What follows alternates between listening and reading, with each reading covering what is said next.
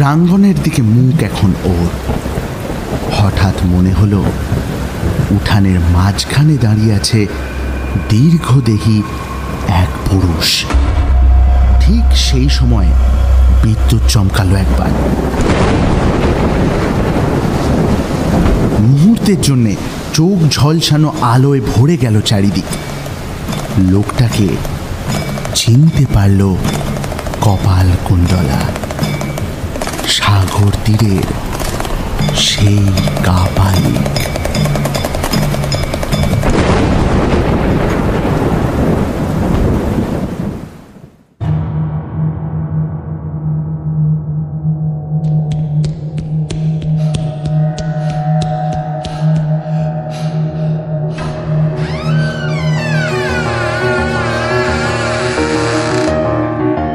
নমস্কার, কলাকানন শিল্প ও সাংস্কৃতিক গ্রুপের ইউটিউব চ্যানেলে আপনাদের স্বাগতম। আমরা টিম কলাকানন, আর আমাদের অন্যান্য বিভাগের মধ্যে অন্যতম এই বিভাগ কাহিনী বাহিনী। রহস্য, রোমাঞ্চ এবং ভয়ের সাথে জুড়ে থাকুন আমাদের এই কাহিনী বাহিনী সিরিজের সাথে। কাহিনী বাহিনীর আজকের বিশেষ নিবেদন সাহিত্য সম্রাট বঙ্কিমচন্দ্র চট্টোপাধ্যায়ের লেখা কপালকুণ্ডলা। গল্পের সূত্রধার আমি অরিজিৎ। নবকুমার এবং কাপালিকের চরিত্রে শুভদীপ বনু, গল্পকথক কৌশিক জানা, কপালকুণ্ডলার চরিত্রে রিয়া সান্ধকী, পেশমনের চরিত্রে রিয়া সরকার, শ্যামা সুন্দরী ও মা ভবানীর চরিত্রে সুদেশনা, লুৎফুন্নিসার চরিত্রে পূজা রায়চৌধুরী। গল্পটির অন্যান্য চরিত্রে টিম কাহিনী বাহিনীর সদস্যবৃন্দরা, পরিচালনা এবং পোস্টার ডিজাইনে শুভদীপ বনু এবং সম্পাদনায় টিম কলাকানন। কপালকুণ্ডলার প্রথম এবং দ্বিতীয় পর্বে যা হয়েছে তার একটু পুনরাবৃত্তি করে নেওয়া যাক।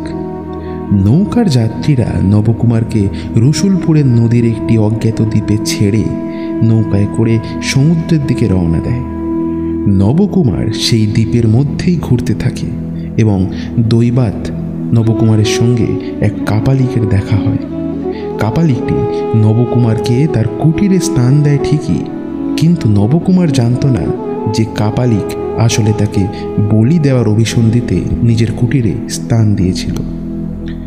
ঘটনাক্রমে নবকুমারের সঙ্গে দেখা হয় কপালকুণ্ডলার, এবং তার থেকেই নবকুমার জানতে পারে সেই কাপালিকের আসল অভিসন্ধি। ক্রমে কাপালিকের চোখের আড়ালে কপালকুণ্ডলা নবকুমারকে নিয়ে পালিয়ে যায়। তারপর আমরা দেখতে পাই কপালকুণ্ডলা নবকুমারকে নিয়ে অধিকারী মশাইয়ের কাছে এসে ওঠে। অধিকারী, যিনি ছিলেন একজন ব্রাহ্মণ এবং মা ভবতারিণীর পরম পূজারী। অধিকারী মশাই কপালকুণ্ডলাকে কাপালিকের হাত থেকে বাঁচানোর জন্য নবকুমারের কাছে কপালকুণ্ডলার বিয়ের প্রস্তাব নিয়ে যান।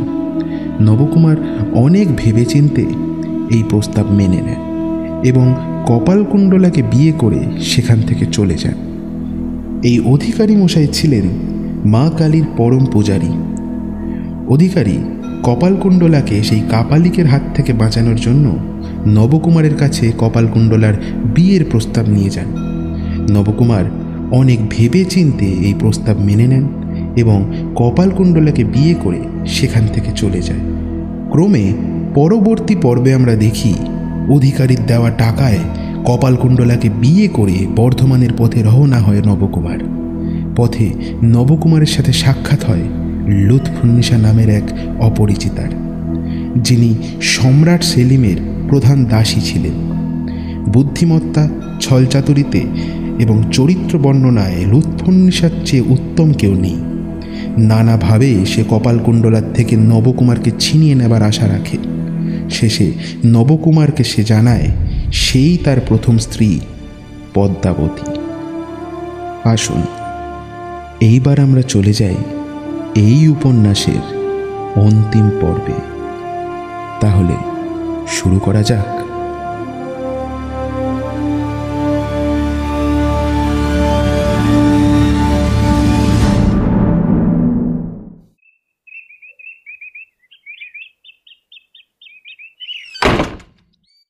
নিজের ঘরে গিয়ে দরজা বন্ধ করল লুৎফুন্নিসা। দুদিনের ভেতর আর সে বেরোলো না ঘর থেকে। ভালো করে ভেবে চিনতে সব দিক বিবেচনা করে ঠিক করল এইবার কি করবে। দুদিন পর যখন ঘর থেকে বেরোলো তখন ও দৃঢ় প্রতিজ্ঞ। মনে মনে সাজানো হয়ে গেছে পরিকল্পনা।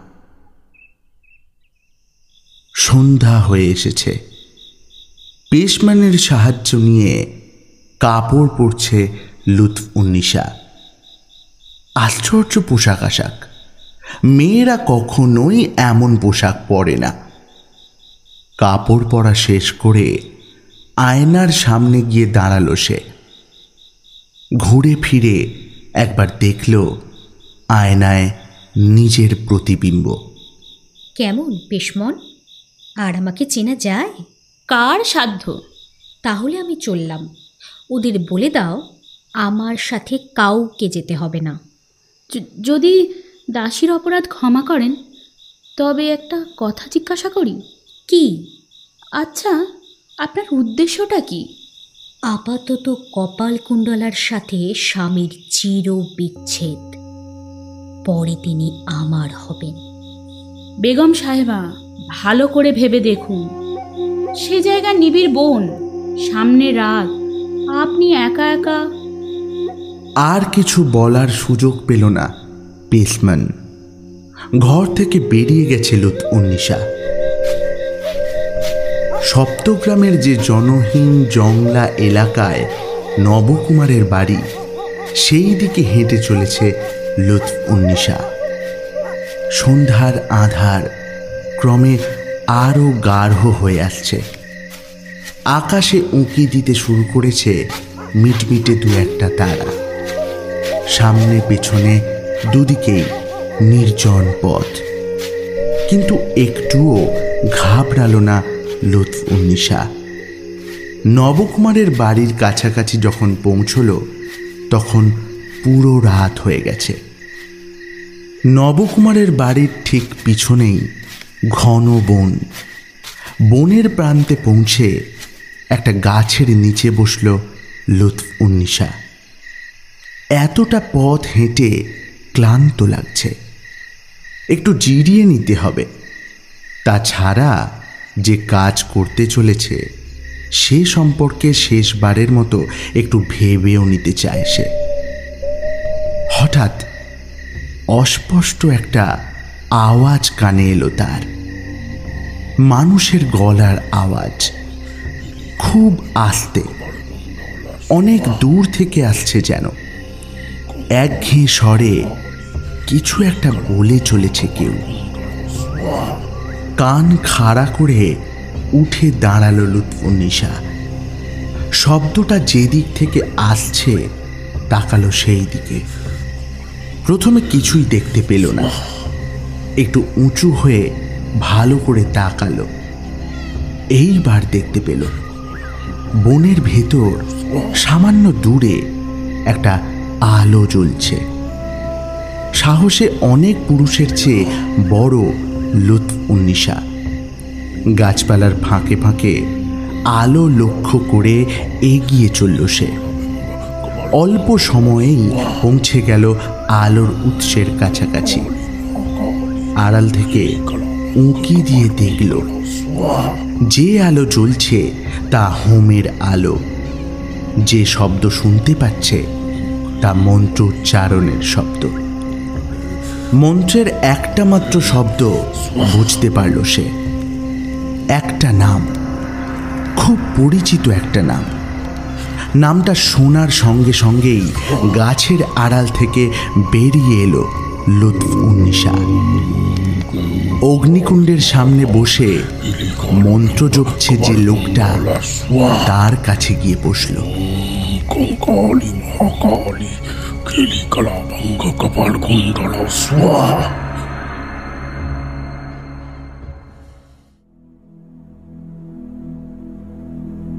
কপালকুণ্ডলাকে নিয়ে বাড়ি আসার সময় যেদিন নবকুমারের সাথে লুৎফুন্নিসার দেখা হয়েছিল তারপর 1 বছরেরও বেশি পেরিয়ে গেছে। এর ভেতর বর্ধমান হয়ে আগ্রায় গেছে লুৎফুন্নিসা এবং পরে সেখান থেকে সপ্তগ্রামে এসেছে। এই 1 বছরেরও বেশি সময় ধরে নবকুমারের গৃহিণী কপালকুণ্ডলা। যেদিন সন্ধ্যায় লুৎফুন্নিসা বনে, সেই দিনই সন্ধ্যায় নিজের ঘরে বসে আছে কপালকুণ্ডলা। সমুদ্র তীরে এলো চুল, অলঙ্কারহীন যে কপালকুণ্ডলাকে দেখেছিল নবকুমার, সেই কপালকুণ্ডলার সাথে আজকের কপালকুণ্ডলার পার্থক্য অনেক। শ্যামাসুন্দরীর ভবিষ্যৎবাণী সত্যিই হয়েছে। পরশ পাথরের স্পর্শে যোগিনী গৃহিণী হয়েছে। লম্বা কালো এলো চুল বেনির বাঁধনে বাঁধা পড়েছে। 2-1টা অবাধ্য চুল উঁকি ঝুঁকি মারছে তার ভেতর থেকে। নানা ফুলের সমারোহ সেই বেনির সৌন্দর্য আরও বাড়িয়ে তুলেছে। 2 কানে সোনার দুল দুলছে, গলায় হিরণময় হার, পরনে সাধারণ অথচ সুরুচিপূর্ণ কাপড়। সব মিলিয়ে সেদিনের কপালকুণ্ডলাকে আর চেনা যায় না। সত্যি সত্যি মৃন্ময়ী হয়ে উঠেছে সে। গায়ের রং এখনো আগের মতোই, কিন্তু একটু যেন কিসের ছায়া পড়েছে তাতে, যেন আকাশের প্রান্তে কোথাও কালো মেঘ দেখা দিয়েছে 1 টুকরো। কপালকুণ্ডলা বসে আছে, তবে একা নয়, সখী শ্যামা সুন্দরীও তার কাছে আছে। মৃদু স্বরে আলাপ করছে দুজনে। ঠাকুর জামাই আর কতদিন এখানে থাকবেন? কাল বিকেলেই চলে যাবে। ইস, আজ রাতে যদি ওষুধটা তুলে রাখতাম, তবু তাকে বশ করে মানব জন্ম সার্থক করতে পারতাম। কাল রাতে বের হয়েছিলাম বলে তো লাথি ঝাঁটা খেলাম, আজ আবার বের হব কি করে? দিনে তুললে না কেন? দিনে তুললে ফলবে না। রাত ঠিক 2 প্রহরে এলো চুলে তুলতে হয়। যাগ্গে ভাই, মনের স্বাদ মনেই রইল। আচ্ছা, আমি তো আজ দিনে সেগাত চিনে এসেছি, আর যে বনে হয় তাও দেখে এসেছি। আজ আর যেতে হবে না তোমাকে, আমি গিয়ে তুলে আনবো ওষুধ। না না না, একদিন যা হয়েছে তা হয়েছে। রাতে আর একা একা তুমি বের হইও না। ও নিয়ে তোমাকে ভাবতে হবে না। শুনেছ তো, রাতে বেড়ানো আমার ছোটবেলা থেকেই অভ্যেস। একবার ভেবে দেখো, আমার যদি এই অভ্যাস না থাকতো, তাহলে আর তোমার সাথে কখনো আমার দেখাই হতো না। তা তো জানি, কিন্তু রাতের বেলা একা একা বনে বেড়ানো কি গৃহস্থের বৌঝিদের মানায়? কাল দুজনে গিয়েও তো এত বকা খেলাম। আজ তুমি একা গেলে আর কি রক্ষা থাকবে? ক্ষতিই বাকি। তুমিও কি ভাবছো, আমি রাতের বেলা ঘরের বাইরে গেলে কুচরিত্র হয়ে যাব? না বোন, আমি তা মনে করি না, কিন্তু মন্দ লোকে মন্দ কথা বলবে যে। বলুক, আমি তাতে মন্দ হব না। তা তো হবে না, কিন্তু তোমাকে কেউ কিছু মন্দ বললে আমাদের যে মনে মনে বড় কষ্ট হবে। এমন অন্যায় কষ্ট হতে দিও না। তাও আমি পারবো, কিন্তু দাদাকে কেন কষ্ট দেবে? স্থির চোখে শ্যামাসুন্দরীর দিকে তাকালো কপালকুণ্ডলা, বলল, এতে যদি তিনি কষ্ট পান তো আমি কি করব? আগে যদি জানতাম মেয়ে মানুষের বিয়ে মানে দাসিত্ব, তাহলে কখনো বিয়ে করতাম না। এরপরে আর কথা বলা সমীচীন মনে করল না শ্যামাসুন্দরী। নিজের কাজ করতে উঠে গেল। কপালকুণ্ডলাও ঘরের কাজে মন দিল।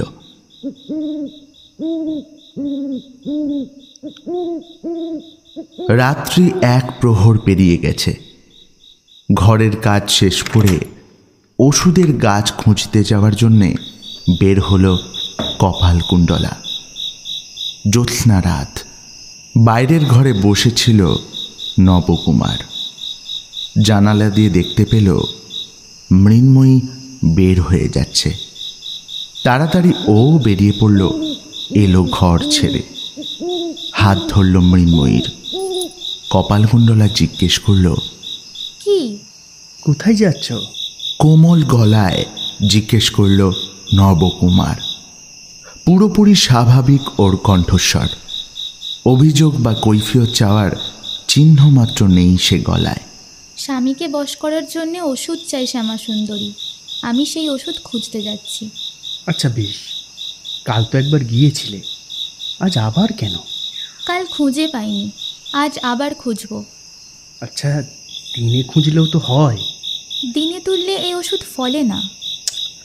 কাজ কি তোমার ওষুধ খুঁজে? আমাকে গাছের নাম বলে দাও, আমি তুলে এনে দিচ্ছি। গাছের নাম আমি জানি না, দেখলে চিনতে পারি। আর তুমি তুললেও ফলবে না ওষুধ। মেয়ে লোকে এলো চুলে তুলতে হয়।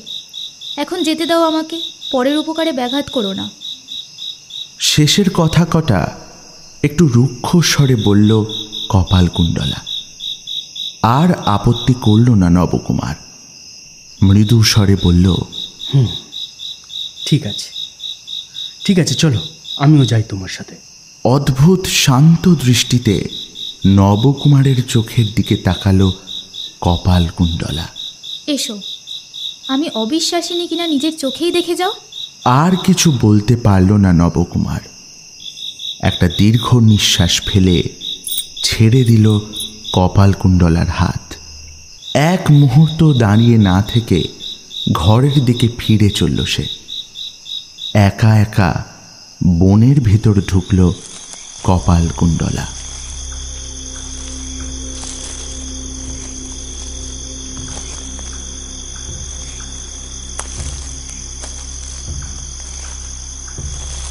সরু বনপথ ধরে একা একা ওষুধের খোঁজে চলেছে কপালকুণ্ডলা। চারপাশে নিথর নিস্তব্ধ রাত। আকাশে চাঁদ স্নিগ্ধ জ্যোৎস্না ছড়িয়ে চলেছে। নীরবে পেরিয়ে যাচ্ছে সাদা সাদা মেঘের দল। ডানে বাঁয়ে সামনে পিছনে বুনো গাছপালাগুলো তেমনি নীরবে শীতল চাঁদের আলোয় বিশ্রাম করছে। গাছের পাতাগুলো নীরবে সে জ্যোৎস্না প্রতিফলিত করছে। লতাগুল্মের ভেতর ফুটে আছে সাদা ফুল, তাও নীরব। পশু পাখি নীরব। মাঝে মাঝে কেবল শোনা যাচ্ছে রাত জাগা কোনো পাখির ডানা ঝাপটানোর শব্দ। হঠাৎ কোথাও একটা শুকনো পাতা খসে পড়ার আওয়াজ। কখনো বা কোনো সরীসৃপের গাছতলের শুকনো পাতা মারিয়ে যাওয়ার শব্দ। হঠাৎ হঠাৎ অনেক দূর কোথাও থেকে ভেসে আসছে কুকুরের ডাক। এমন নয় যে বাতাস একেবারে নেই।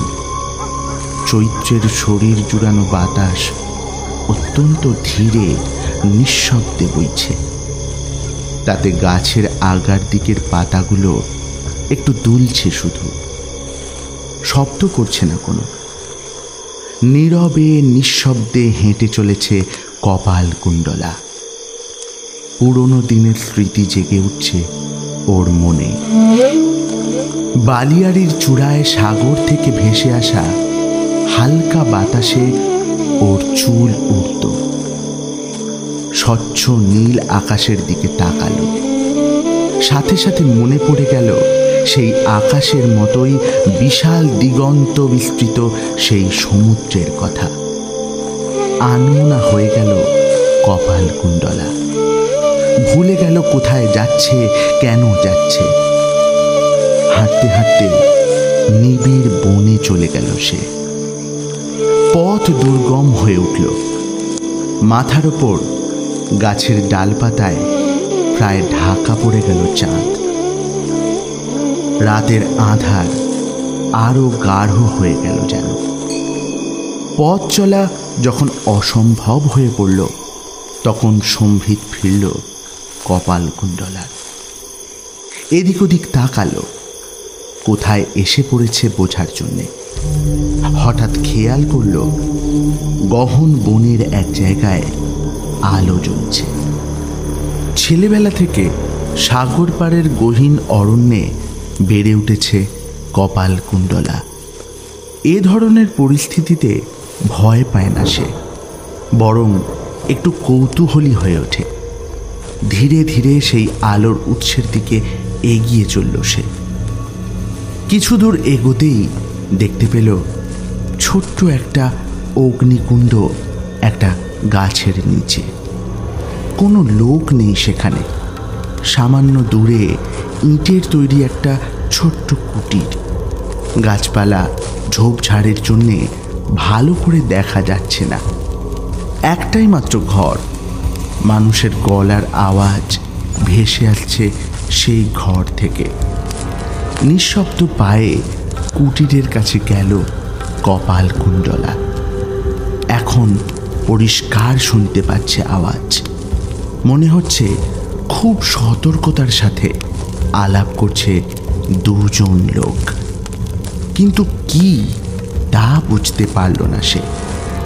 আরেকটু এগিয়ে কান খাড়া করল কপালকুণ্ডলা। এইবার বুঝতে পারছে কথাগুলো।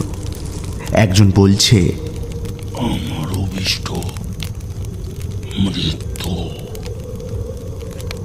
এতে যদি তুমি রাজি না থাকো, আমি সাহায্য করব না তোমাকে। তুমিও আমাকে সহায়তা করো না।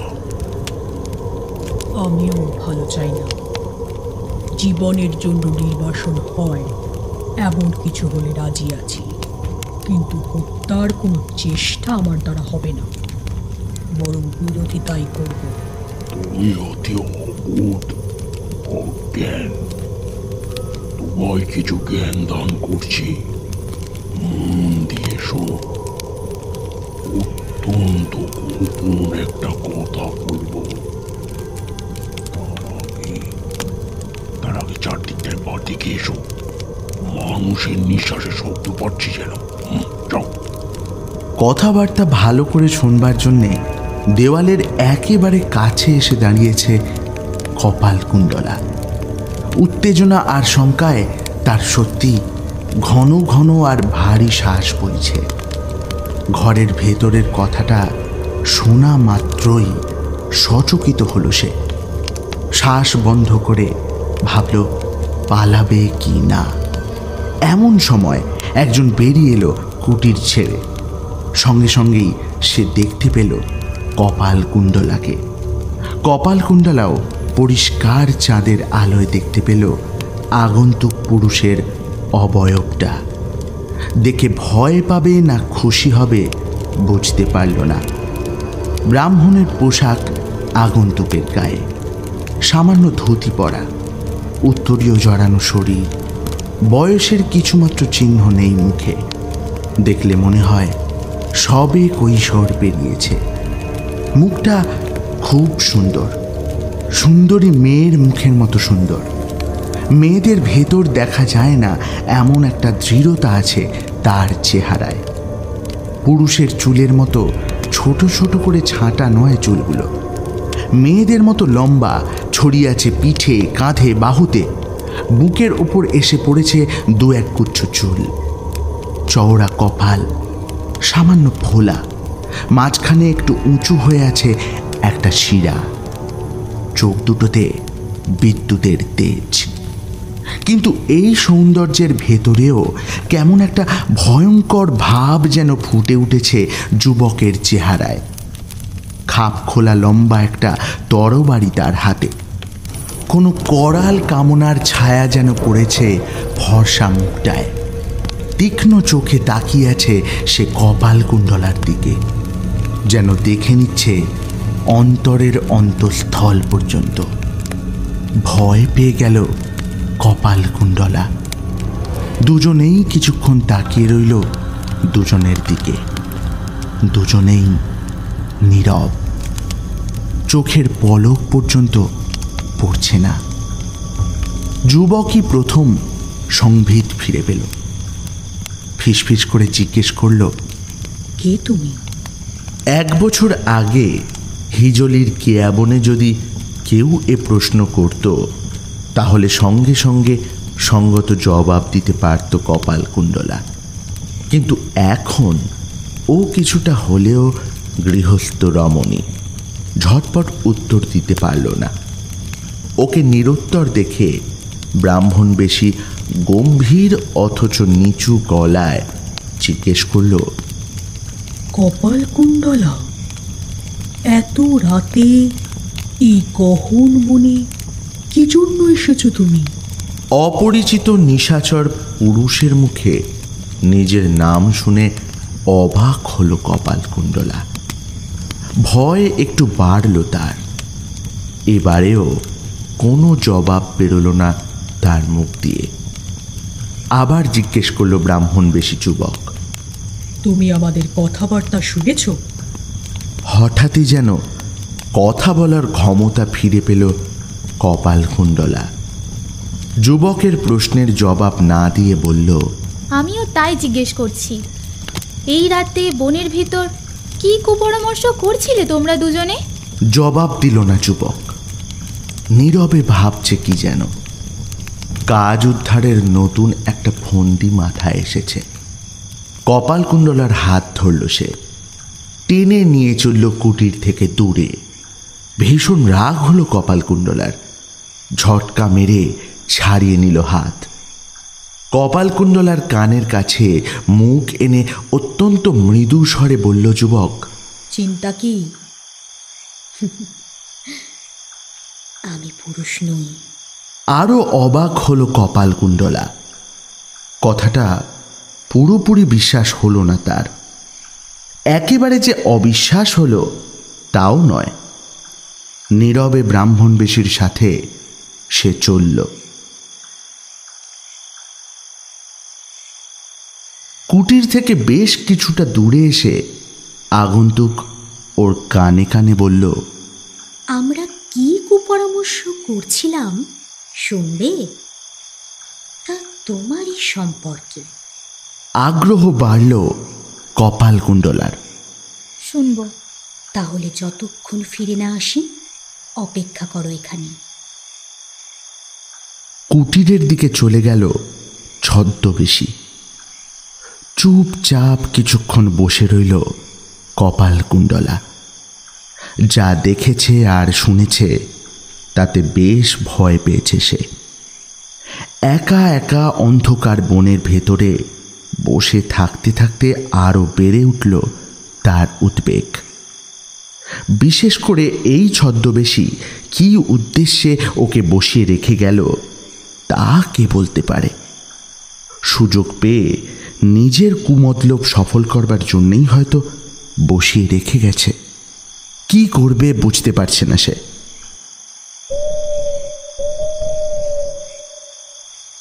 বেশ কিছুক্ষণ হলো কুটিরের দিকে গেছে ছদ্মবেশী। এখনো ফেরার নাম নেই। আর বসা যায় না। উঠে পড়ল কপালকুণ্ডলা। দ্রুত পায়ে এগোলো বাড়ির দিকে। কখন যে আকাশে মেঘ জমতে শুরু করেছে খেয়াল করেনি সে। রওনা হতে না হতেই ঢাকা পড়ে গেল চাঁদ।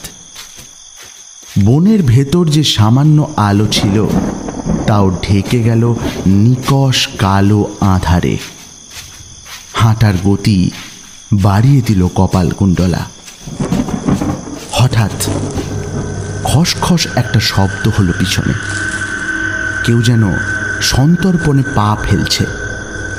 অনুসরণ করছে কেউ।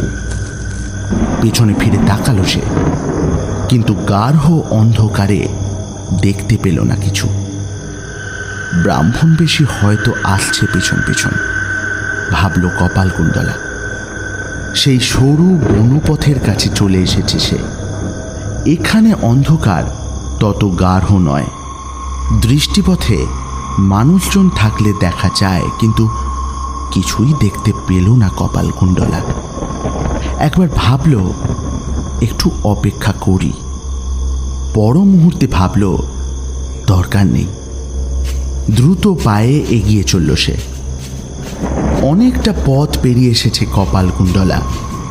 সারা আকাশ ছেয়ে গেছে ভীষণ নীল মেঘে। যে কোনো মুহূর্তে শুরু হয়ে যাবে ঝড় বাদল। থম মেরে গেছে প্রকৃতি। এমন সময় আবার পেছনে পায়ের আওয়াজ। আরও দ্রুত চলতে লাগলো সে। প্রায় এসে গেছে বাড়ির কাছে, আর সামান্য পথ, কিন্তু সেটুকু পেরোতে পারল না কপালকুণ্ডলা। ভয়ঙ্কর শব্দে গর্জে উঠল মেঘ। শুরু হয়ে গেল ঝড়, সেই সাথে প্রবল বর্ষণ। ছুটতে শুরু করলো সে। পেছন পেছন যে আসছে ছুটল সেও। শব্দ শুনে তেমনই মনে হলো কপালকুণ্ডলার। বাড়ি পর্যন্ত পৌঁছতে পৌঁছতে পুরো ভিজে গেল সে। প্রচণ্ড শব্দে বাজ পড়ছে একটার পর একটা।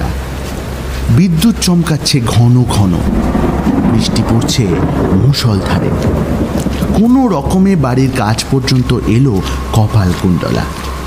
প্রাঙ্গণ পেরিয়ে ঘরে ঢুকল। দরজা খোলাই ছিল ও আসবে বলে। বন্ধ করার জন্যে পেছন ফিরল কপালকুণ্ডলা। প্রাঙ্গণের দিকে মুখ এখন ওর। হঠাৎ মনে হলো উঠানের মাঝখানে দাঁড়িয়ে আছে দীর্ঘদেহী এক পুরুষ। ঠিক সেই সময় বিদ্যুৎ চমকালো একবার। মুহূর্তের জন্যে চোখ ঝলসানো আলোয় ভরে গেল চারিদিক। লোকটাকে চিনতে পারল কপালকুণ্ডলা। সাগর তীরের সেই কাপালিক।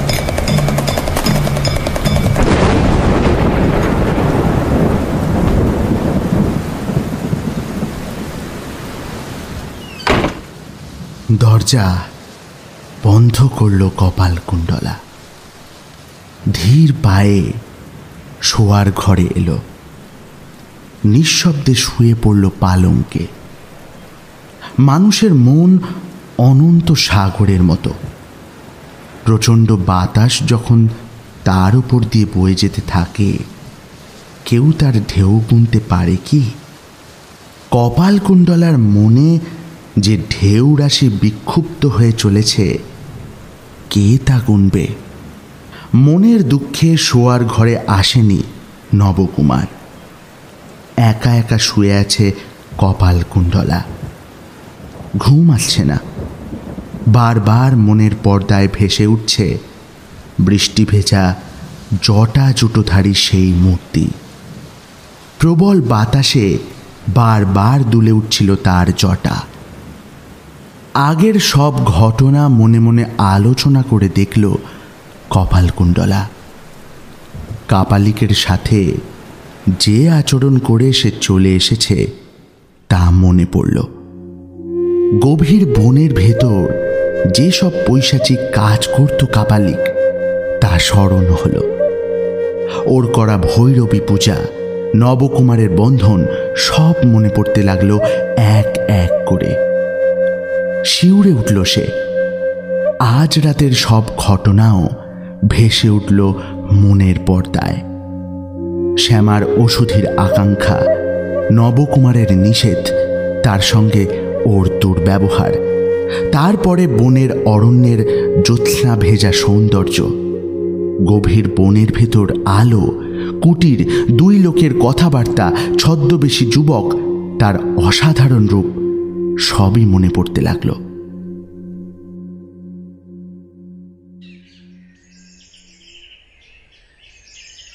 পূব আকাশে ভোরের আলো ফুটে উঠল। এতক্ষণে একটু তন্দ্রা মতো এলো কপালকুণ্ডলার। সঙ্গে সঙ্গে চলে গেল স্বপ্নের রাজ্যে।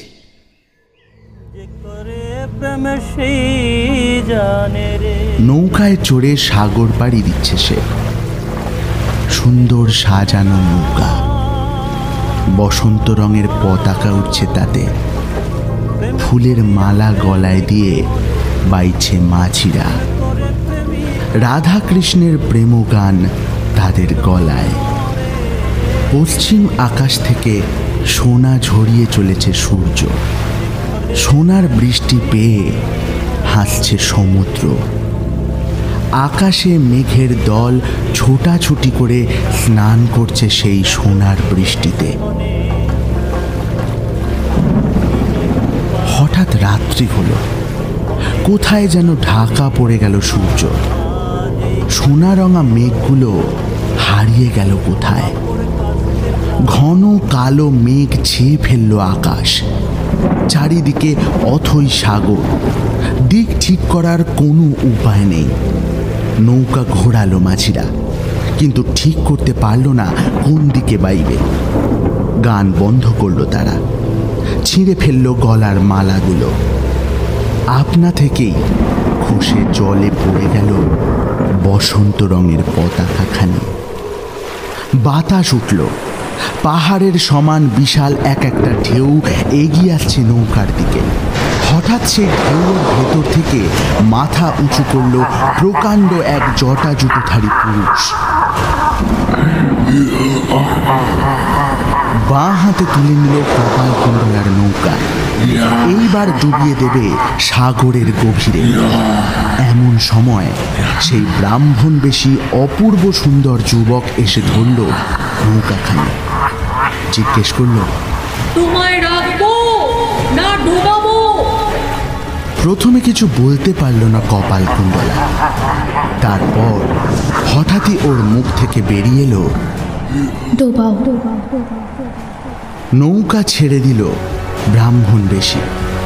তখন নৌকাও শব্দময়ী হয়ে উঠল।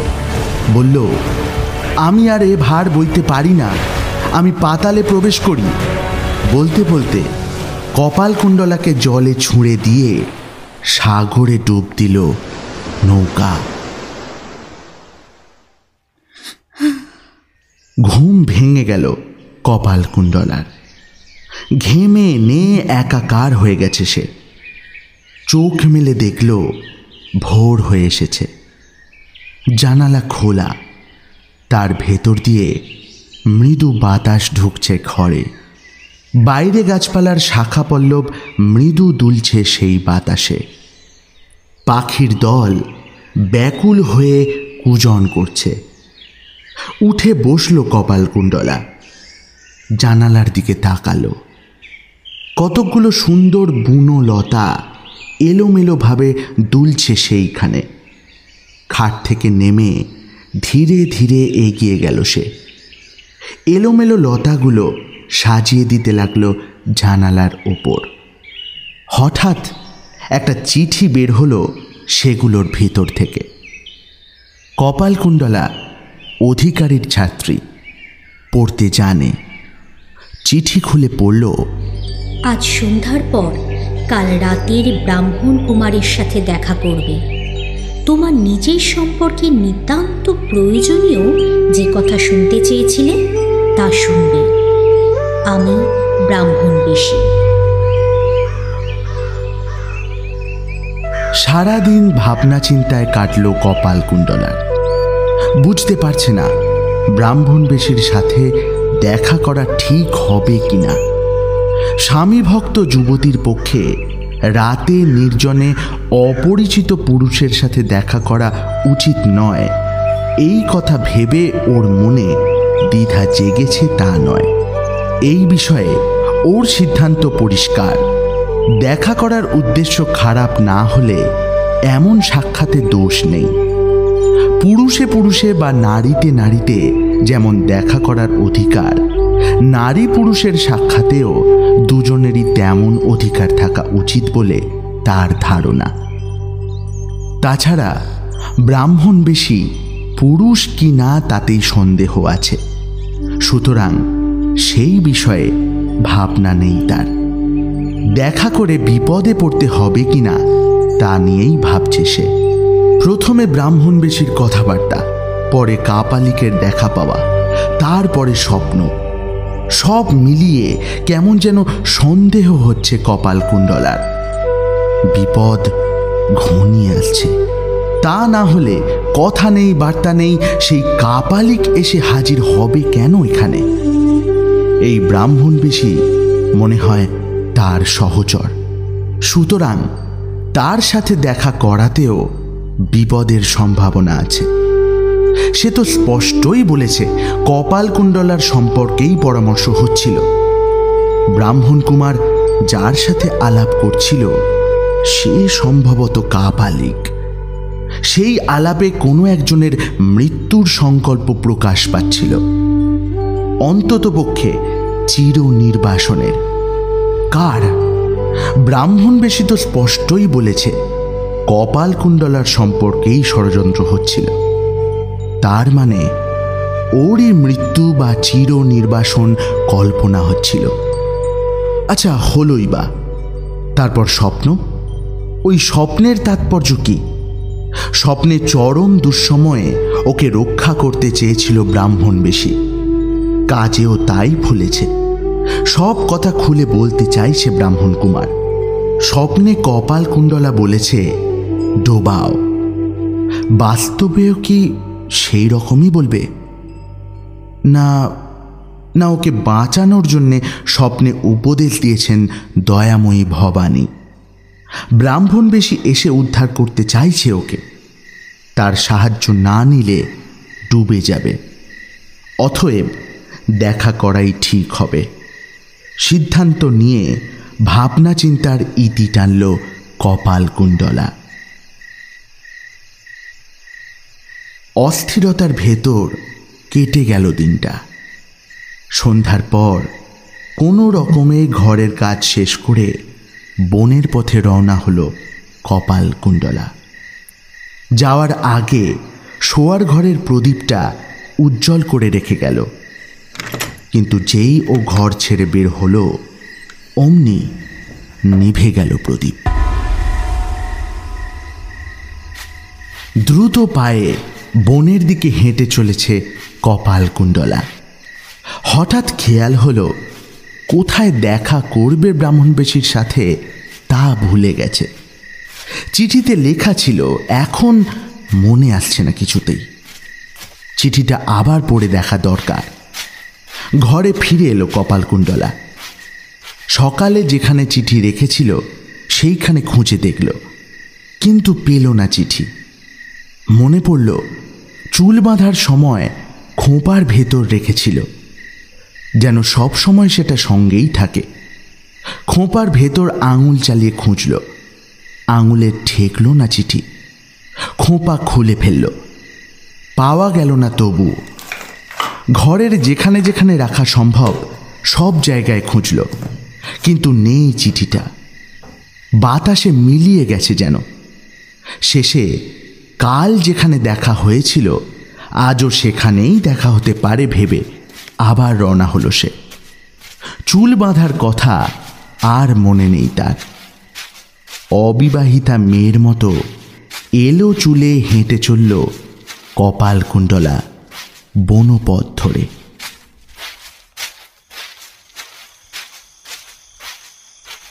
সন্ধ্যায় যখন ঘরের কাজ করছিল কপালকুণ্ডলা, তখন খোঁপার ভেতর থেকে মাটিতে পড়ে গিয়েছিল চিঠিটা।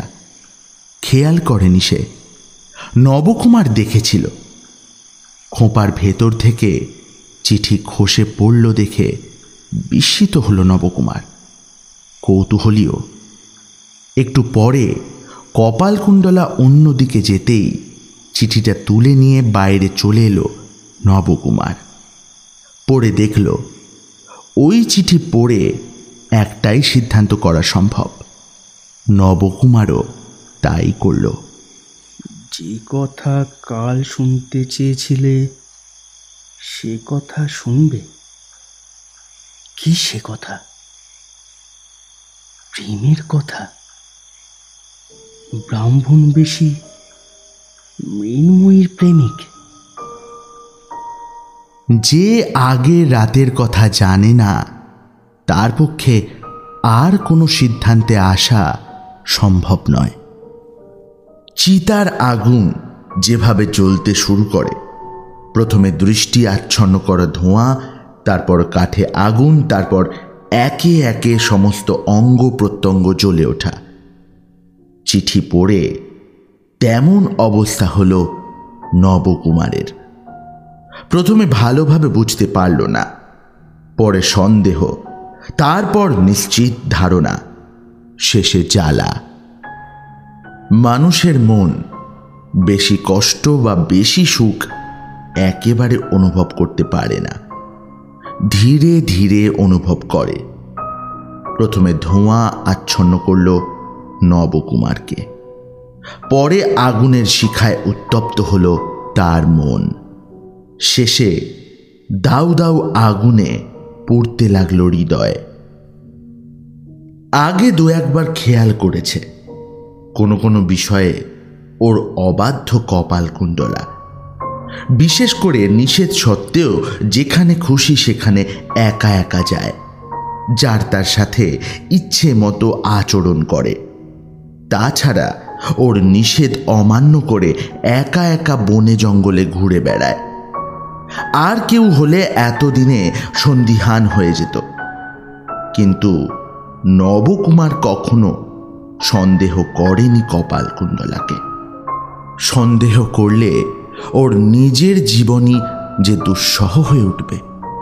নিছক সন্দেহ হলে আজও তা দূর করতে পারত, কিন্তু আজ সন্দেহ নয়, বিশ্বাস বদ্ধমূল হয়েছে ওর মনে।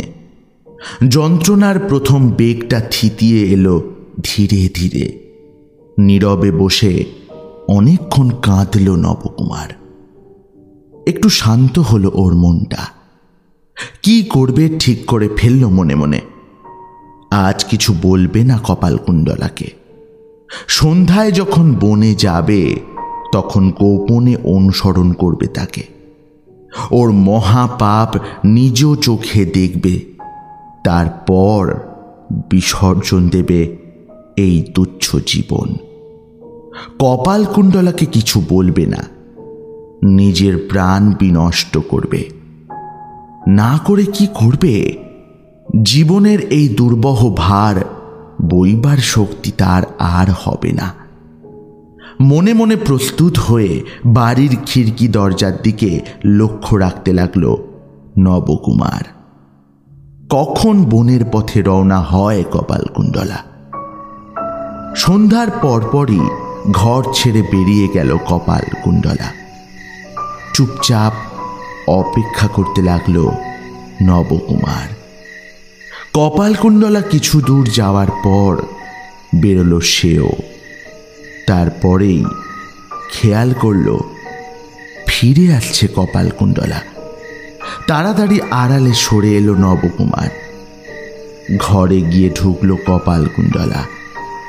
একটু পরেই বেরিয়ে এলো আবার। খিড়কির পথ ধরে এগিয়ে চলল বনের দিকে।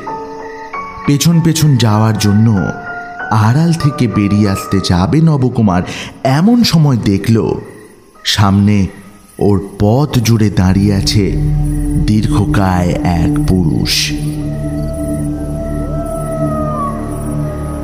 কে লোকটা? কেন এমন পথ জুড়ে দাঁড়িয়ে আছে? জানার বিন্দুমাত্র ইচ্ছে হলো না নবকুমারের। ভালো করে তাকালো না লোকটার দিকে। কপালকুণ্ডলার দিকে দৃষ্টি রাখতেই ব্যস্ত তার চোখ। পথ মুক্ত করার জন্যে আনমনে আগন্তুকের বুকে হাত দিয়ে একটা ঠেলা দিল, কিন্তু সরাতে পারল না তাকে। অসহিষ্ণু হয়ে উঠল নবকুমার। বলল, কে তুমি? দূর হও, আমার পথ ছাড়ো। কে আমি? তুমি চেনো না? সাগর গর্জনের মতো নবকুমারের কানে লাগলো শব্দটা। এতক্ষণে চোখ ফেরালো সে। সাগর তীরের সেই জটা জুটোধারী কাপালিককে দেখে চমকে উঠল সে, কিন্তু ভয় পেল না। হঠাৎ উজ্জ্বল হয়ে উঠল নবকুমারের মুখ। জিজ্ঞেস করল, কপালকুণ্ডলা কি তোমার সাথে দেখা করতে যাচ্ছে? না। জ্বালানোর সঙ্গে সঙ্গে নিভে গেল আশার প্রদীপ। আবার আগের মতো আঁধার হয়ে গেল নবকুমারের মুখ। বলল, তাহলে তুমি পথ ছাড়াও। ছাড়ছি, কিন্তু তোমার সাথে আমার কিছু কথা আছে, আগে শোনো। আমার সাথে কি কথা তোমার? ও, আমাকে হত্যা করতে এসেছ, তাই তো? করো করো, এবার আর কোনো বাধা দেব না আমি। শুধু একটু অপেক্ষা করো, আমি আসছি। উফ, কেন কেন আমি তখন দেবতুষ্টির জন্য শরীর দিলাম না? এখন তার ফল ভোগ করছি। যে আমাকে বাঁচিয়েছিল সেই আমাকে নষ্ট করল। কাপালিক, কাপালিক, এবার আর অবিশ্বাস করো না আমাকে। একটু অপেক্ষা করো, এখনই এসে তোমার হাতে তুলে দেব আমার প্রাণ। আমি তোমার প্রাণ নিতে আসিনি, ভবানীর তা ইচ্ছে নয়। আমি যা করতে এসেছি তা তোমার মনোপুত হবে। বাড়ির ভেতরে চলো, আমি যা বলি শোনো। এখন না, অন্য সময় শুনবো। তুমি তুমি একটু অপেক্ষা করো, বিশেষ একটা কাজ আছে আমার, শেষ করেই আসছি। বৎস, আমি সবই জানি। তুমি সেই পাপিষ্ঠার অনুসরণ করবে তো? ও কোথায় যাবে তা আমি জানি। আমি নিজে তোমাকে নিয়ে যাব সেখানে। যা দেখতে চাও দেখাবো। এখন আমার কথা শোনো, ভয় পেও না। তোমাকে আর কোনো ভয় নেই আমার। এসো। কাপালিককে ঘরের ভেতর নিয়ে এলো নবকুমার। আসন এগিয়ে দিল বসবার জন্যে, নিজেও বসল। তারপর বলল, বলো বলো, কি বলবার আছে? আসনে বসে কাপালিক দুই বাহু উঁচু করে দেখালো। আশ্চর্য হয়ে দেখল নবকুমার, দুটো বাহুই ভাঙা। যে রাতে কপালকুণ্ডলার সাথে সমুদ্র তীর থেকে পালায় নবকুমার, সেই রাতে ওদের খুঁজতে খুঁজতে বালিয়াড়ির চূড়া থেকে পড়ে যায় কাপালিক। শ্রোতাদের নিশ্চয়ই স্মরণে আছে সেই কথা। পড়ার সময় দুই হাত মাটিতে ঠেকিয়ে শরীর বাঁচানোর চেষ্টা করেছিল সে। তাতে শরীর বেঁচেছিল বটে, কিন্তু ভেঙে যায় হাত দুটো। নবকুমারকে সব কথা খুলে বলল কাপালিক। শেষে যোগ করল, দৈনন্দিন কাজগুলো করতে বিশেষ অসুবিধা হয় না এই বাহু দিয়ে, কিন্তু এতে আর বিন্দু মাত্র শক্তি নেই। এমনকি এই কাঠ সংগ্রহ করতেও কষ্ট হয়। একটু থামলো কাপালিক, তারপর আবার শুরু করল, আমার হাত দুটো ভেঙেছে, কিন্তু কিন্তু শরীর সম্পূর্ণ সচল, শক্তিশালী। মাটিতে পড়ার সঙ্গে সঙ্গে যে তার টের পেয়েছিলাম এমন নয়। পড়ার সঙ্গে সঙ্গে জ্ঞান হারিয়েছিলাম। কয়দিন যে ওই অবস্থায় ছিলাম বলতে পারবো না।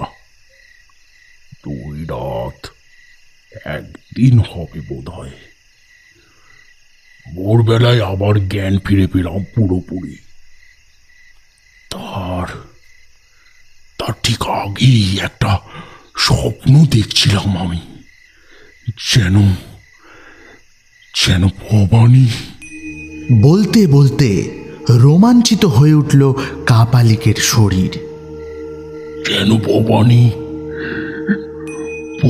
স্বয়ং এসে দাঁড়িয়েছে আমার সামনে, পুকুরে করে আমায় বকছেন, বলছেন, রে দুরাচার, তোরই চিত্তের অশুদ্ধির কারণে আমার পূজায় বাধা এসেছে।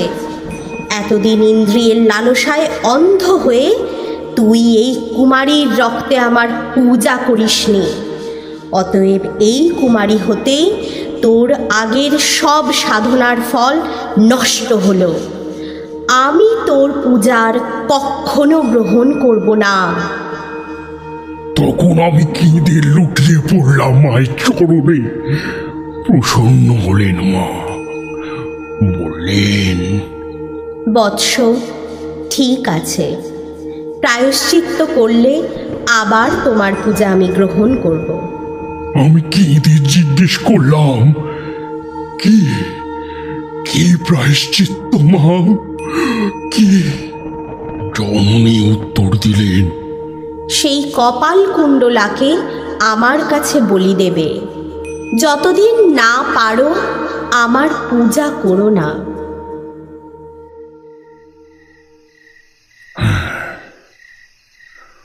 কতদিনে বা কিভাবে আমি ভালো হলাম বলার কোনো প্রয়োজন নেই। সুস্থ হয়ে আমি দেবীর আজ্ঞা পালনের চেষ্টা করলাম, কিন্তু কিন্তু তখন হাত দুটোই শিশুর শক্তিও নেই। শক্তি ছাড়া চেষ্টা সফল হবে না। সুতরাং একজন সহকর্মীর দরকার হলো, কিন্তু সহকারী তো আর চাইলেই পাওয়া যায় না। ধর্মে কর্মে বিশেষ মন নেই আজকালকার মানুষের। তাছাড়া কলির প্রভাবে দেশে রাজা বিধর্মী। রাজরোষে পড়ার ভয়ে কেউ এমন কাজে সাথী হতে চায় না। বহু খোঁজাখুঁজি করে জানতে পারলাম পাপিষ্টা কোথায় থাকে, কিন্তু পঙ্গু হাত দুটোর শক্তির অভাবে ভবানীর নির্দেশ পালন করতে পারিনি। মনস্কামনা সফল করার জন্যে তন্ত্রের বিধান অনুসারে ক্রিয়াকর্ম করে থাকি কেবল। কাল রাতেও হোম করছিলাম ওই বনের ভেতর।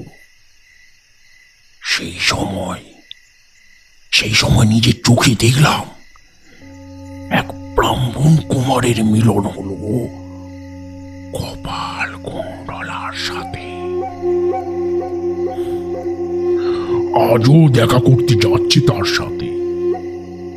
দেখতে চাও? আমার সাথে এসো, দেখাবো। থামল কাপালিক। নবকুমার মূর্তির মতো বসে আছে দেখে আবার শুরু করলো কাপালিক। বৎস, কপাল কুণ্ডলাকে হত্যা করা যায়, কোনো দোষ হবে না তাতে। ভবানীর নির্দেশকে হত্যা করব আমি। কাপালিক একটু ইতস্তত করল, তারপর বলল, তোমার বিশ্বাসকে হত্যা করেছে ও, তুমিও ওকে হত্যা করতে পারো।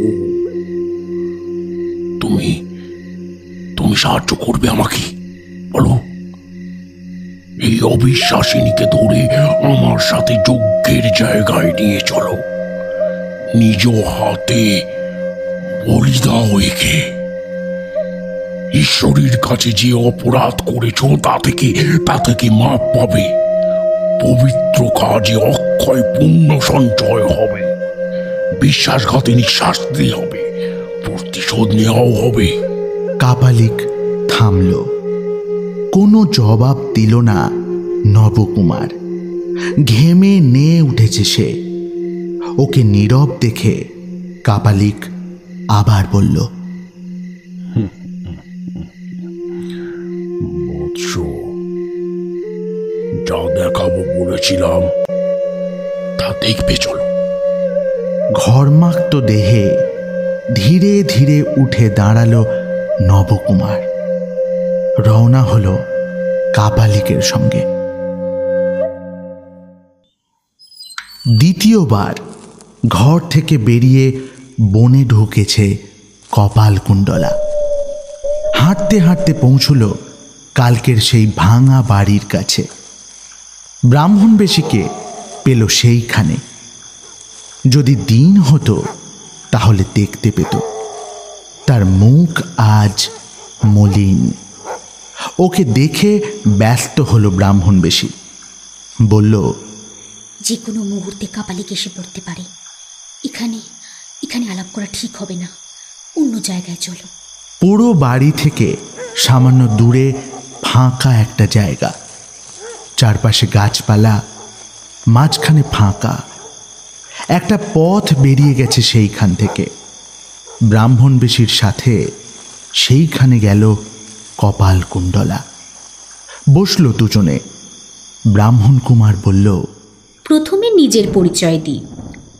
আমার কথা কতদূর বিশ্বাসযোগ্য নিজেই বুঝতে পারবে। স্বামীর সঙ্গে যখন তুমি হিজলি প্রদেশ থেকে আসছিলে, তখন পথে এক মুসলমান কন্যার সাথে দেখা হয়েছিল, মনে পড়ে তোমার? যিনি আমাকে অলংকার দিয়েছিলেন? আমি সেই। খুবই অবাক হলো কপালকুণ্ডলা। লুৎফ উন্নিশা ওর বিস্ময় দেখে বলল, আরে আরও অবাক হওয়ার বিষয় আছে, আমি তোমার সতীন। সত্যি এইবার আর মুখ দিয়ে কথা সরল না কপালকুণ্ডলার। অস্ফুট গলায় কোনো রকমে বলল, সে কি? নিজের জীবন ইতিহাস এইবার মেলে ধরল লুৎফ উন্নিশা কপালকুণ্ডলার সামনে। বিয়ে, জাত খোয়ানো, স্বামীর ওকে ছেড়ে যাওয়া, ঢাকা, আগ্রা, জাহাঙ্গীর, মেহের উন্নিশা, আগ্রা ছেড়ে আসা, সপ্তগ্রামে বাস, নবকুমারের সাথে সাক্ষাৎ, নবকুমারের ব্যবহার, গত সন্ধ্যায় ছদ্মবেশে বনে আসা, হোমকারীর সাথে সাক্ষাৎ, সব বলল। জিজ্ঞেস করল কপালকুণ্ডলা, তুমি তুমি কি উদ্দেশ্যে ছদ্মবেশে আমাদের বাড়ি আসতে চেয়েছিলে?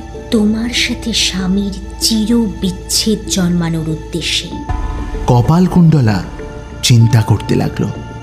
একটু পরে বলল, আর কি করে তা সম্ভব করতে?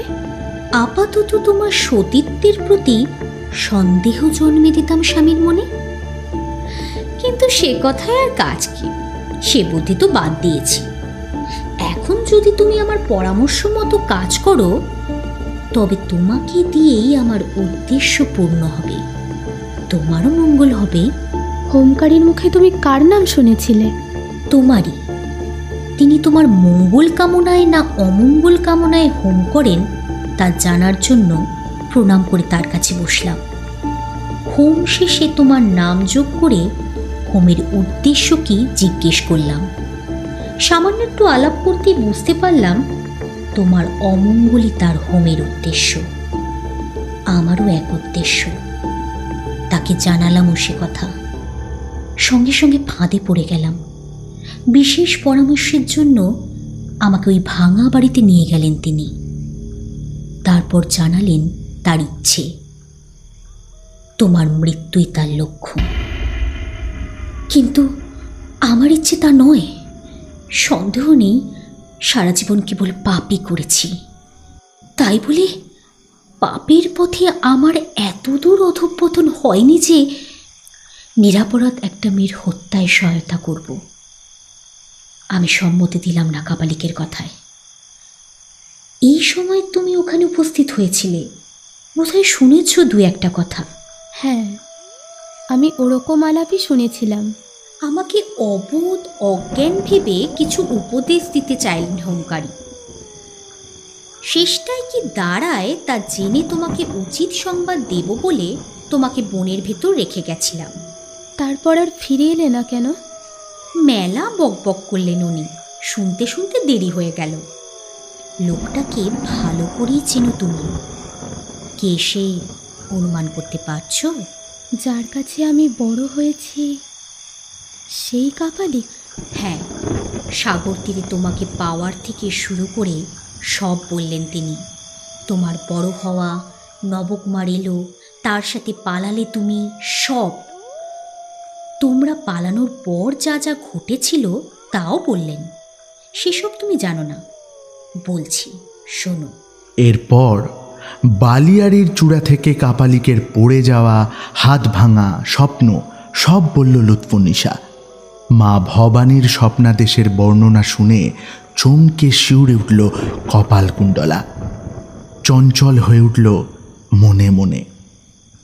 কাপালিকের দৃঢ় প্রতিজ্ঞা, ভবানীর নির্দেশ পালন করবেনই। হাতে শক্তি নেই, এজন্য অন্যের সাহায্য খুবই দরকার তার। আমাকে ব্রাহ্মণের ছেলে ভেবে সহকারী হিসেবে পাওয়ার আশায় সব বলেছেন। এখনো রাজি হইনি আমি, তবে মনের গতির কথা বলতে পারি না, কখন লোভে পড়ে যাই।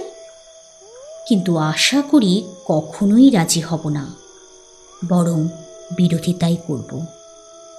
এই আমার ইচ্ছা, সেজন্যই তোমাকে এত কথা বললাম। কিন্তু ভেবো না নিঃস্বার্থ হয়ে এই কাজ করছি আমি। তোমার প্রাণ ফিরিয়ে দিচ্ছি, বিনিময়ে তুমি আমার জন্য কিছু করো। কি করব? আমারও প্রাণ ফিরিয়ে দাও, স্বামী ত্যাগ করো। অনেকক্ষণ কোনো কথা বলতে পারল না কপালকুণ্ডলা। তারপর ধীরে ধীরে বলল, কিন্তু স্বামীকে ছেড়ে কোথায় যাব? বিদেশে, বহু দূরে। তোমাকে বাড়ি দেব, টাকা দেব, অনেক অনেক টাকা, দাস দাসী দেব, রানীর মতো থাকবে তুমি। কপালকুণ্ডলা আবার চিন্তা করতে লাগলো। মনের চোখ দিয়ে সারা পৃথিবীটা দেখল, কোথাও কাউকে দেখতে পেল না। অন্তরের ভেতর তাকিয়ে দেখল, সেখানে তো দেখতে পাচ্ছে না নবকুমারকে। তাহলে তাহলে কেন লুৎফুন্নিসার সুখের পথে কাঁটা হবে সে? তুমি আমার উপকার করছো কিনা এখনো ঠিক বুঝতে পারছি না। বাড়ি, টাকা, সম্পত্তি, দাস দাসীর কোনো দরকার নেই। আমি তোমার সুখের পথে কেন বাধা হব? তোমার ইচ্ছে সফল হোক। কাল থেকে আর কোনো বাধা থাকবে না তোমার সামনে। আমি বনচর ছিলাম, আবার বনচর হব। অবাক হল লুৎফুন্নিসা। এত সহজে রাজি হবে কপালকুণ্ডলা সে ভাবেনি। মুগ্ধ গলায় বলল, বোন, তুমি দীর্ঘায়ু হও। নতুন নতুন জীবন দিলে তুমি আমাকে, কিন্তু অমন সহায় সম্বলহীন হয়ে তোমাকে যেতে দেব না আমি। কাল ভোরে আমার এক বিশ্বাসী দাসীকে পাঠাবো তোমার কাছে। তার সাথে যেও। বর্ধমানের অত্যন্ত প্রভাবশালী এক মহিলা আমার শুভাকাঙ্ক্ষী। প্রয়োজনীয় সব জিনিস তার কাছে পাবে তুমি। কথাবার্তায় এমন মগ্ন হয়ে আছে লুৎফুন্নিসা আর কপালকুণ্ডলা যে আশেপাশে কোনো দিকে দৃষ্টি বা মন তাদের নেই। যে সরু বুনোপথ ফাঁকা জায়গাটা থেকে বেরিয়ে গেছে, তার এক প্রান্তে যে দাঁড়িয়ে আছে কাপালিক আর নবকুমার, ক্রূর দৃষ্টিতে যে দেখছে ওদেরকে, তার কিছুই টের পায়নি ওরা। নবকুমার আর কাপালিক এতটা দূরে দাঁড়িয়ে যে ওদেরকে দেখতে পাচ্ছে, শুধু কথাবার্তা কিছুই শুনতে পাচ্ছে না। মানুষের চোখ কান যদি সমান দূরে যেতে পারত, তাহলে মানুষের দুঃখ কমতো কি বাড়ত কে বলবে। নবকুমার দেখল এলো চুলে বসে আছে কপালকুণ্ডলা। কপালকুণ্ডলা যখন ওর হয়নি তখনও সে চুল বাঁধত না। আবার দেখল সেই খোলা চুলের রাশি অসাবধানে এসে ব্রাহ্মণ কুমারের পিঠের ওপর পড়েছে। দুজনের চুল একাকার হয়ে গেছে। কপালকুণ্ডলার মাথায় এত চুল আর নিচু স্বরে কথা বলার জন্যে দুজনে এত ঘনিষ্ঠ হয়ে বসেছে যে লুৎফুন্নিসার পিঠেও ছড়িয়ে পড়েছে তার চুল। দুজনের কেউই খেয়াল করেনি তা, কিন্তু নবকুমার করল। ধীরে ধীরে মাটিতে বসে পড়ল সে। নিজের কোমর থেকে একটা নারকেল পাত্র খুলে নিল কাপালিক। বলল, বৎস, বল হারিয়েছ, এই মৌষধি পান করো, ভবানীর প্রসাদ, পান করে বল পাবে। নাও। নবকুমারের মুখের কাছে পাত্র ধরল কাপালিক। আনমনে অনেকখানি খেয়ে নিল নবকুমার। দারুণ তৃষ্ণার শান্তি হলো যেন। ও জানে না এই সুস্বাদু পানীয় আর কিছু নয়, কাপালিকের নিজ হাতে তৈরি প্রচণ্ড কড়া মদ। পান করা মাত্র সবল হয়ে উঠল যেন। এদিকে লুৎফুন্নিসা আগের মতোই মৃদু স্বরে কথা বলছে কপালকুণ্ডলার সাথে। বোন, তুমি যে কাজ করলে তার প্রতিদান দেওয়ার ক্ষমতা নেই আমার। তবু যদি আমি চিরদিন তোমার মনে থাকি, সেও আমার সুখ। যে অলংকারগুলো দিয়েছিলাম শুনেছি তা তুমি ভিখারিকে দিয়ে দিয়েছ। এখন সাথে কিছু নেই। কালকে অন্য দরকারের কথা ভেবে একটা আংটি এনেছিলাম। ঈশ্বরের কৃপায় সে পাপ কাজ আর করতে হলো না। আংটিটা তুমি রেখো। ভবিষ্যতে এটা দেখলে এই মুসলমান বোনের কথা মনে পড়বে তোমার। আজ যদি স্বামী জিজ্ঞেস করেন আংটিটা কোথায় পেলে, বলো লুৎফুন্নিসা দিয়েছে। আঙুল থেকে অনেক দাম দিয়ে কেনা একটা আংটি খুলে কপালকুণ্ডলার হাতে দিল লুৎফুন্নিসা। দূর থেকে তা দেখে কাঁপতে শুরু করল নবকুমার। রাগে, হতাশায় না উত্তেজনায় কে বলবে। কাপালিক ধরে আছে নবকুমারকে। ও কাঁপতে শুরু করতেই আবার নারকেলের পাত্রটা এগিয়ে দিল তার মুখের কাছে। কড়া মদ ঢুকেছে নবকুমারের মস্তিষ্কে। ধীরে ধীরে লুপ্ত হচ্ছে ওর স্বভাবের স্বাভাবিক গুণ। মায়া, মমতা, স্নেহের অঙ্কুর উপড়ে যেতে লাগলো। লুৎফুন্নিসার কাছ থেকে বিদায় নিয়ে বাড়ির পথে রওনা হলো কপালকুণ্ডলা। বনের আড়ালে আড়ালে থেকে অনুসরণ করে চলল নবকুমার আর কাপালিক। বাড়ির দিকে চলেছে কপালকুণ্ডলা। গভীর চিন্তায় ডুবে আছে সে। লুৎফুন্নিসার সাথে আলাপের পর আমূল বদলে গেছে ওর ভেতরটা। আত্মবিসর্জনের জন্যে প্রস্তুত এখন সে। কিন্তু কি জন্যে আত্মবিসর্জন? লুৎফুন্নিসার জন্যে না। মনের দিক থেকে কপালকুণ্ডলা তান্ত্রিকের সন্তান। তান্ত্রিক যেমন মা কালীর সন্তুষ্টির জন্যে অন্যের প্রাণ বলি দিতে পারে নিঃসংকোচে, কপালকুণ্ডলাও ওই একই কারণে বলি দিতে পারে, তবে অন্যকে নয়, নিজেকে। কপালকুণ্ডলা কাপালিকের মতো মন প্রাণ দিয়ে কালীর সন্তুষ্টি কামনা করে তা নয়। ছোটবেলা থেকে কাপালিকের কালী ভক্তি দেখে শুনে এবং সাধনায় সহায়তা করে মোটামুটি একটা ভক্তি জন্মেছিল ওর মনে। ভৈরবী যে সৃষ্টির শাসনকর্ত্রী, মুক্তিদাত্রী, তাতে কোনো সংশয় নেই তার। কালিকার পূজার জায়গা যে নররক্তে প্লাবিত হয় তা ওর কোমল হৃদয়ে সইত না। এছাড়া আর কোনো কাজে ভক্তির ত্রুটি ছিল না তার। এখন সেই বিশ্ব শাসনকর্ত্রী, মানুষের সুখ দুঃখের নির্ধারক ভৈরবী স্বপ্নে ওর জীবন সমর্পণের আদেশ করেছেন। কেনই বা কপালকুণ্ডলা সেই আদেশ পালন করবে না? ওর তো কোনো বন্ধন নেই, কোনোদিন ছিল বলে মনেও পড়ে না। তাহলে আর বাধা কি? যার কোনো বাঁধন নেই সেই তো ছুটে চলে। পাহাড়ের চূড়া থেকে ঝর্ণা নেমে এলে কে তার গতিরোধ করে? কপালকুণ্ডলার মন যে চঞ্চল হয়েছে, কে তাকে শান্ত করবে? কেনই বা এই শরীর জগদীশ্বরীর চরণে সমর্পণ করব না? পঞ্চভূতের তৈরি এ দেহ নিয়ে কি করব? নিজের মনকে জিজ্ঞেস করলো কপালকুণ্ডলা। প্রশ্ন করলো বটে, কিন্তু নিশ্চিত কোনো জবাব পেল না। সংসারে অন্য কোনো বন্ধন না থাকলেও পঞ্চভূতের এক বন্ধন আছে। সেই বন্ধন ছেঁড়া কি এতই সহজ? মাথা নিচু করে হেঁটে চলেছে কপালকুণ্ডলা।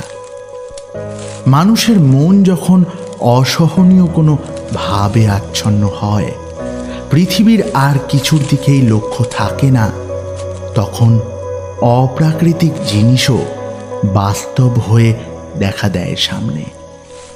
সেই অবস্থা হয়েছে কপালকুণ্ডলার। হঠাৎ ওর মনে হলো আকাশ থেকে কে যেন বলছে, বৎস, আমি পথ দেখাচ্ছি। চমকে ওপরের দিকে তাকালো সে। বর্ষার মেঘের মতো একটা মূর্তি যেন দেখতে পেল। গলায় ঝোলানো খুলির মালা থেকে রক্ত চুইয়ে পড়ছে। কোমর ঘিরে দুলছে মানুষের কাটা হাত। বাঁ হাতে একটা মানুষের কাটা মুন্ডু। শরীরে রক্তের ধারা, কপালে তীব্র উজ্জ্বল দু চোখের মাঝে নতুন পাকা চাঁদ। ডান হাত তুলে কপালকুণ্ডলাকে ডাকছেন যেন ভৈরবী। আকাশের দিকে তাকিয়ে হেঁটে চলেছে কপালকুণ্ডলা। আকাশের সেই ভয়াল ভীষণ মূর্তি ওর আগে আগে চলল। কখনো মেঘের আড়ালে হারিয়ে যায় মূর্তিটা, কখনো স্পষ্ট ভেসে ওঠে দৃষ্টিপথে। দেখতে দেখতে চলেছে কপালকুণ্ডলা। নবকুমার বা কাপালিক এসব কিছুই দেখেনি। কপালকুণ্ডলার দিকে চোখ রেখে অনুসরণ করছে তারা। মদের বিষে আগুন জ্বলে উঠছে নবকুমারের হৃদয়ে। অসহ্য লাগছে ওর কাছে কপালকুণ্ডলার ধীর পায়ে হেঁটে যাওয়া। সঙ্গীকে ডাকলো নবকুমার। কাপালিক, কাপালিক, কি? আরো আরো পানীয় দাও, আরো আরো দাও দাও।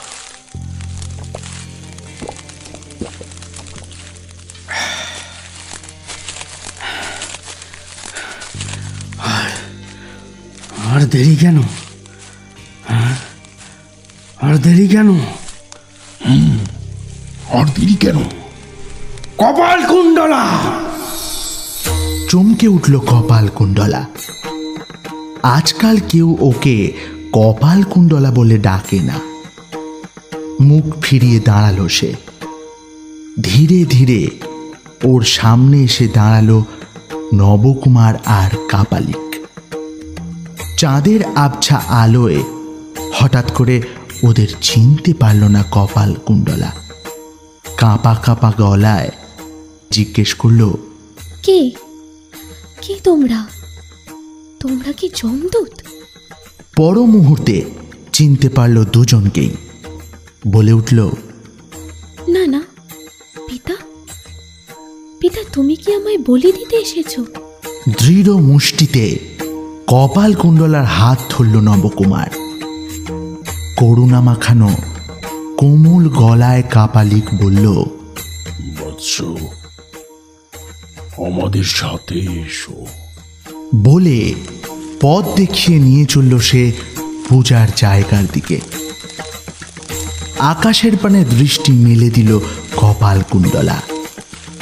যেখানে সেই গগন বিদারিণী ভয়ঙ্করী মূর্তি দেখেছিল, তাকালো সেই দিকে।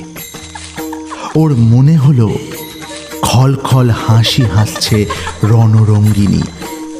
দীর্ঘ এক ত্রিশূল হাতে ধরে কাপালিক যে পথে যাচ্ছে ইশারা করছে সেই দিকে।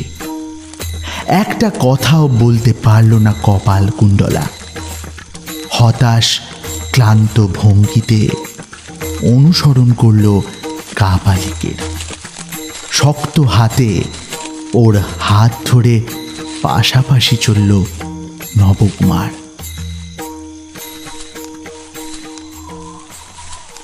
চাঁদ ডুবে গেল, অন্ধকার নেমে এলো প্রকৃতিতে। কপালকুণ্ডলাকে পুজোর জায়গায় নিয়ে এলো কাপালিক। নদীর পাড়ে বিশাল এক চরে জায়গাটা। তার ঠিক সামনে আরো বড় একটা বেলে চড়া। ওই চরে শ্মশান। জোয়ারের সময় দুই চরের মাঝখানে সামান্য জল থাকে, ভাটার সময় থাকে না। এখন ভাটা, ফলে দুটো চর এক হয়ে একটা চরে পরিণত হয়েছে। শ্মশানের যে মুখ নদীর দিকে, সেই মুখ অনেক উঁচু। ওপাশটা খাড়া নেমে গেছে নদীতে। জলে নামতে গেলে একেবারে চূড়া থেকে গভীর জলে পড়তে হয়। জলের তোড়ে ক্ষয়ে গেছে পাড়ের গোড়ার কিছুটা। মাঝে মাঝেই সেখান থেকে খসে পড়ে বড় বড় মাটির ঢেলা। পূজার জায়গায় প্রদীপ নেই। কাঠের টুকরো জ্বালিয়ে আগুন তৈরি করা হয়েছে। অস্পষ্ট আলোতে শ্মশানটা আরো ভয়ঙ্কর দেখাচ্ছে। কাছেই পূজা, হোম, বলি প্রভৃতি তান্ত্রিক সাধনার উপকরণ সাজানো। চারপাশে নিথর নীরব প্রকৃতি। নদীর মৃদু জলকল্লোলও শোনা যাচ্ছে স্পষ্ট। মাঝে মাঝে এদিক ওদিক থেকে ভেসে আসছে শ্মশানের সবভুক পশুদের কর্কশ চিৎকার। নবকুমার ও কপালকুণ্ডলাকে নির্দিষ্ট জায়গায় কুশাসনে বসালো কাপালিক। তন্ত্রের বিধান অনুসারে শুরু করল পূজা।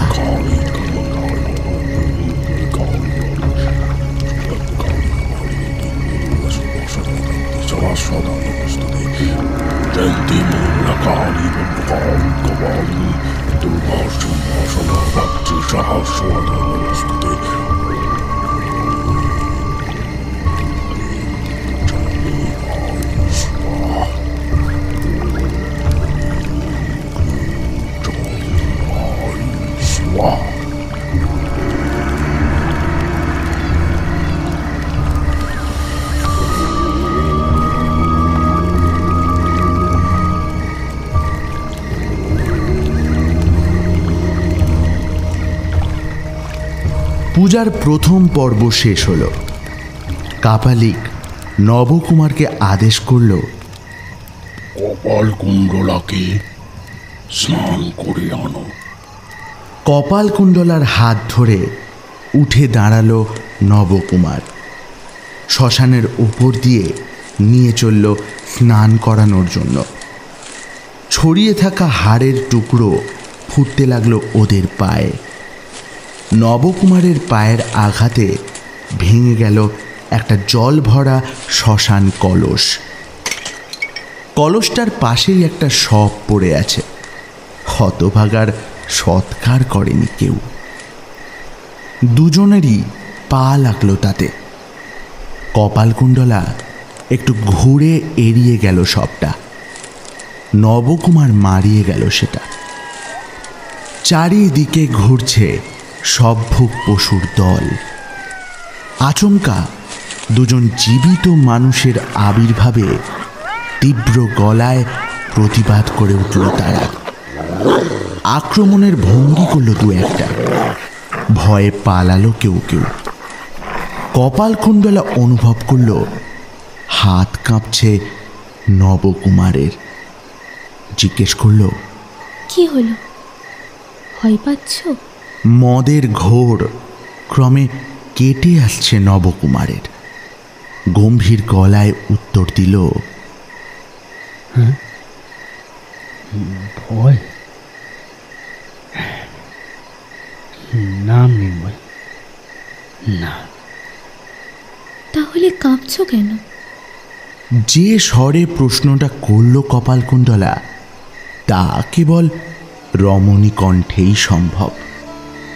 অন্যের দুঃখে যখন গলে যায় রমণী হৃদয়, কেবল তখনই রমণী কণ্ঠ হতে অমন স্বর বেরোতে পারে। নবকুমার বলল, ভয় নয়, কাঁদতে পারছি না, এই রাগে কাঁপছি। কাঁদবে কেন? আবার সেই সহানুভূতি ভরা কোমল কণ্ঠ। নবকুমার বলল, কাঁদবো কেন? তুমি কি বুঝবে মৃন্ময়ী, তুমি কি বুঝবে? তুমি তো কখনো রূপ দেখে উন্মত্ত হওনি। তুমি তুমি তুমি তো কখনো নিজের হৃৎপিণ্ড ছিঁড়ে শ্মশানে ফেলতে আসনি। বলতে বলতে চিৎকার করে কেঁদে ফেলল নবকুমার। আছড়ে পড়ল কপালকুণ্ডলার পায়ে। মৃন্ময়ী, মৃন্ময়ী, কপালকুণ্ডলা, কপালকুণ্ডলা, আমাকে বাঁচাও, আমাকে বাঁচাও। এই তোমার পায়ে পড়ছি, একবার একবার বলো, বলো তুমি অবিশ্বাসিনী নও, বলো শুধু একবার, শুধু একবার, শুধু একবার। আমি আমি হৃদয়ে তুলে তোমাকে ঘরে নিয়ে যাই, শুধু একবার মৃন্ময়ী, শুধু একটু ঝুঁকে হাত ধরে নবকুমারকে ওঠালো কপালকুণ্ডলা। মৃদু স্বরে বলল, তুমি তো জিজ্ঞেস করনি। যখন এই কথা হলো, তখন দুজনেই পাড়ের একেবারে কিনারে এসে দাঁড়িয়েছে। কপালকুণ্ডলা সামনে, নদীর দিকে পিছন ফিরে আছে। তার পিছনে এক পা পরেই খাড়া ঢাল, অনেক নিচে গভীর জল। নদীতে জোয়ার আসতে শুরু করেছে।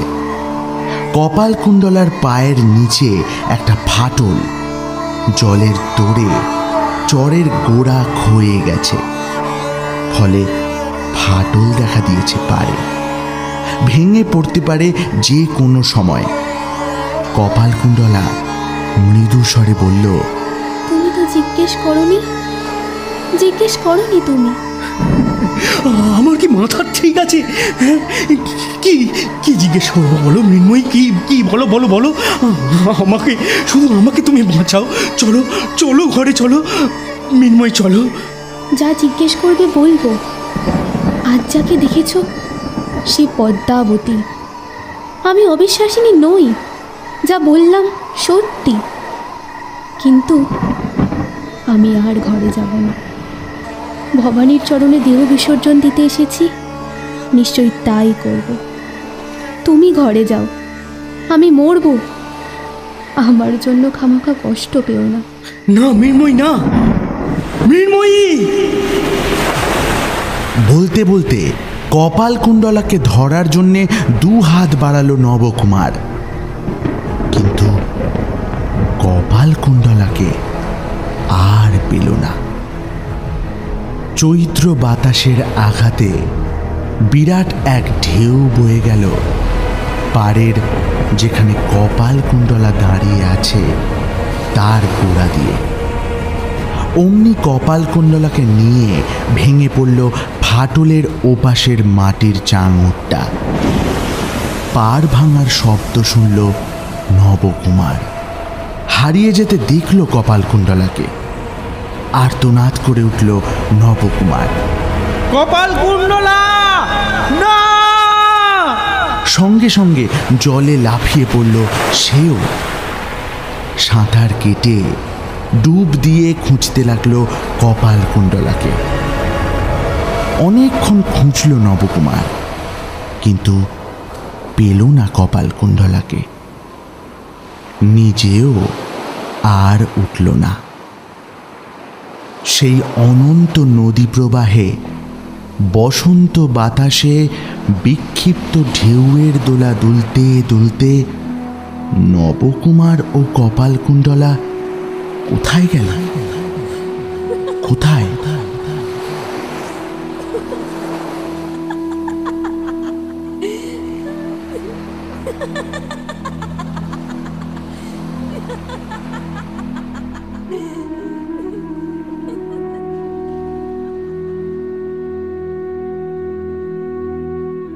শেষ হলো আজকের গল্প কপালকুণ্ডলা অন্তিম পর্ব। গল্পটি কেমন লাগলো আমাদের জানাতে ভুলবেন না ইউটিউব কমেন্ট বক্সে। ভালো লাগলে গল্পটিকে অবশ্যই লাইক করবেন এবং চ্যানেলটিকে অবশ্যই সাবস্ক্রাইব করবেন। এছাড়াও আমাদের সঙ্গে জুড়ে থাকতে এবং কপালকুণ্ডলার পূর্ববর্তী অধ্যায়গুলো শুনতে আমাদের ফেসবুক ইনস্টাগ্রামে ফলো করতে পারেন। লিংক ডেসক্রিপশন বক্সে দেওয়া আছে। খুব তাড়াতাড়ি উপস্থিত হব আরও একটি গল্প নিয়ে। সবাই ভালো থাকবেন, সুস্থ থাকবেন। আমাদের পাশে থাকার জন্য ধন্যবাদ।